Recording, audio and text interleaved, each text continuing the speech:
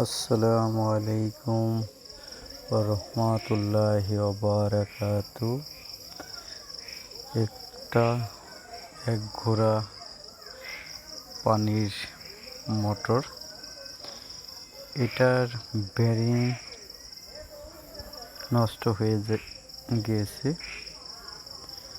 সেটাকে মেরামত করার জন্য মোটরটা খুলে বেরিংগুলি চেঞ্জ করে দেওয়া হবে।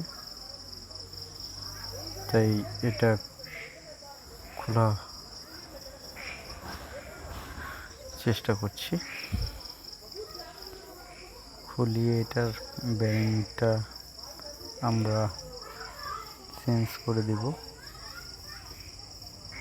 আর এটা বাহির থেকে দেখা যায় এক ঘোড়া মোটর। আমরা এটাকে খুলে দেখি, সেটা এক ঘোড়া মোটর নয়, এটা পৌনে এক ঘোড়া মোটর বলে। এটার যে পানির উঠানোর যে পাংখাটা দেখছেন, এটা খুবই ছোট। যেটা পুরা পাকা বলে সেটা এক ঘোড়া মোটর। এই পাংখাটা বড় হবে, ভিতরের কয়েলও আরও বড় হবে। ভিতরের কয়েলটা এখনও দেখা যাচ্ছে না। এই প্লেটটা আমরা খুলব, খোলার পরে তারপর ভিতর থেকে দেখা যাবে। এই প্লেটটা খুলতে খুবই কষ্ট হয়। আমাদের এই প্লেটটা অনেক টাইট হয়ে লেগেছে, যার কারণে আমাদের খোলাতে খুবই অসুবিধা হচ্ছে।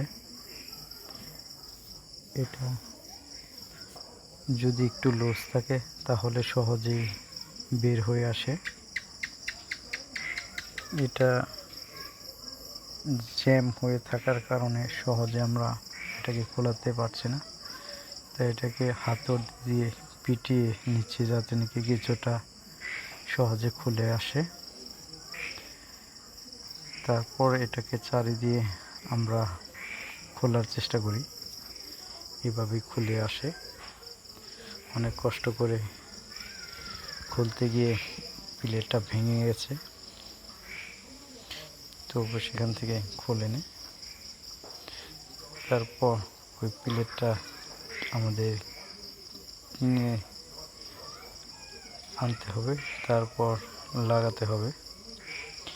এটার বেরিংটা আমাদের কাছে আছে, সেটা আমরা খুলিয়ে এই বেরিংটি লাগাবো। তারপর পানের যে প্লেটটা, সেটা আমরা এনে লাগিয়ে দিব। আপাতত আমাদের কাছে নেই, এই বেরিংটা আমাদের নষ্ট হয়ে গেছে এবং পিছের বেরিংটা ঘুরে দেখছি, যেটা মোটামুটি ঠিক আছে। এখানে সাধারণত 62 টিন লাগানো হয় বেরিংটা, কিন্তু এই মোটরটার ভিতরে 62 দুটোটা বেরিং লাগানো। তো এটাকে হাতুড়ি দিয়ে পিটিয়ে আমরা খুলে নিচ্ছি। তারপর নতুন বেরিং পরিয়ে দিব। তারপর ফিটিং করেই পানির পাম্পটি আবার পুনরায় সচল হয়ে যাবে, সুন্দরভাবে পানি ওঠানো যাবে, আর কোনো সমস্যা